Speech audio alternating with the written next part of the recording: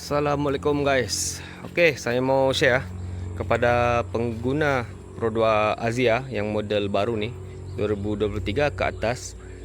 Okey, bila saya tengok di dalam grup FB ke atau di mana-mana, rata-rata banyak yang komplain dia punya engine ni guys, underpower ataupun lembab lah, keluar simpang lembab, lagging, kemudian memotong pun slow. Okey, masa kita overtake tu tekan minyak lambat respon dia. Di sini saya akan kongsi dua tips macam mana mau ringankan engine kita ni guys.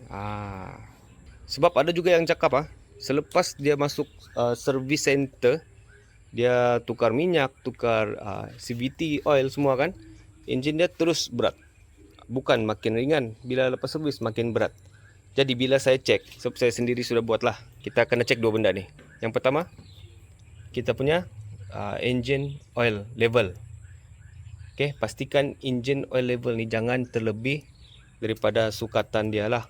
Sebab engine Asia ni kecil saja guys. Jadi kalau minyak dia lebih, engine akan bekerja keras untuk bergerak. Itu salah satu. So level dia kena pastikan jangan lebih daripada tahap maksimum. Sebab paras minyak ni boleh tengok dia garis atas, titik atas dan titik bawah. Jadi minyak ni kena berada di antara titik atas dan titik bawah. Itu kena ingat. Asalkan dia masih berada dalam range tu, masih okey. Next. Yang kedua, kita kena jaga level CVT oil. Minyak CVT lah. Yang ni pun betul-betul langsung tidak boleh lebih Okey, sebab ada yang share juga guys. Ni perkongsian lah, jadi saya share balik. Bila dia servis minyak CVT isi 3 liter ataupun 2 liter lebih lah, dan minyak tu terlebih daripada level, gearbox automatik akan jadi berat. Yang ni saya sendiri sudah try. Memang berat gila-gila lah.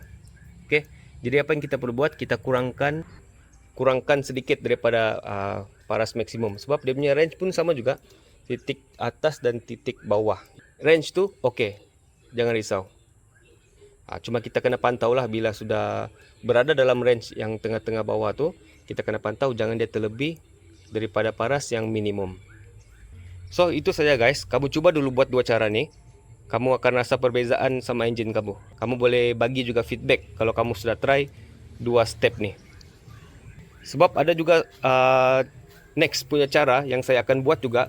Selain dua cara tu, nanti saya akan share juga selepas video ni. Itu pun salah satu juga lah yang saya rasa saya akan cuba juga. Macam mana kita mau handle engine Asia ni yang lembab ni. Okay. Tapi sekarang alhamdulillah engine saya lebih ringan daripada sebelum ini dengan buat dua step tu. Okay, kamu boleh cuba dulu guys. Jangan lupa like, subscribe channel ni dan share dengan kawan-kawan. Alright. Terima kasih.